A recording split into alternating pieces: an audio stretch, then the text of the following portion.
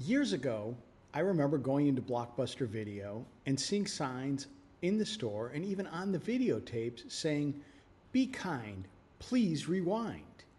Now, for some of you, that is just an image that you're never going to have.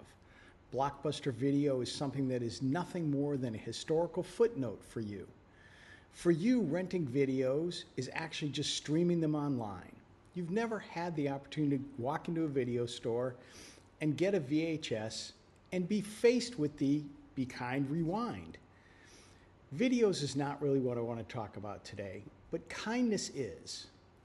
I remember seeing many people with bumper stickers on their cars saying, "Practice random acts of kindness." It's something that I never really bought into, but recently I've been giving that a lot of thought. And with all that's going on in the world, you know what? A little kindness, a little empathy, a little sympathy, and a little bit of understanding for your fellow human beings is not really a bad thing. It would be so easy to spend this time and focus on what's negative, talking about world events and the several wars that are now going on around the globe, putting a number of people in harm's way. It would be easy to think about all the people that lately have driven by me honking their horns or giving me the one finger salute, which I don't think means that I'm number one in their book. The other day, I simply stopped to let somebody make a left-hand turn in front of me so that they could get into a parking lot and all the people behind them would be able to continue on their way. But for the person behind me, that 10-second lag was it was not something that was in their daily plan, and they leaned on their horn. I kind of struggled to believe that. So practicing random acts of kindness is not a bad thing. Perhaps I'm overly sensitive to this because my father-in-law recently passed away, and I remember looking at the number of people who were giving him care. They never met my father-in-law when he was in his prime, when he was active, when he could speak clearly, and when he didn't struggle to eat. But the kindness that they showed him and the compassion that they showed him towards the end of his life was amazing.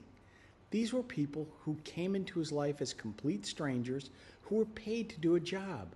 But if you'd ever met them, ever watched them interact with my father-in-law, you would think that they were lifelong friends and people who were really invested in his care and comfort.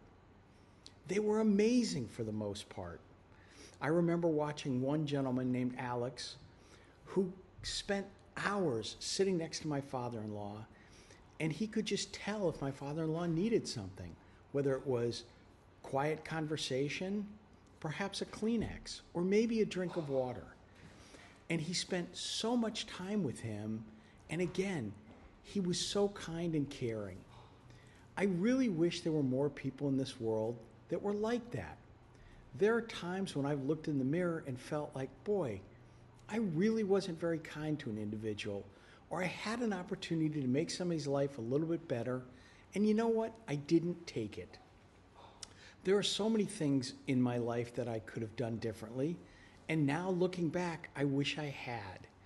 So again, as you plod through life, regardless of what's going on around you, make sure to take time and care for others. Make sure to let others know that they're important to you. So again, you may not be able to be kind and rewind those Blockbuster videos, but we all can be more kind, we all can be more sympathetic, and we all can be more empathetic. Have a great week, everybody.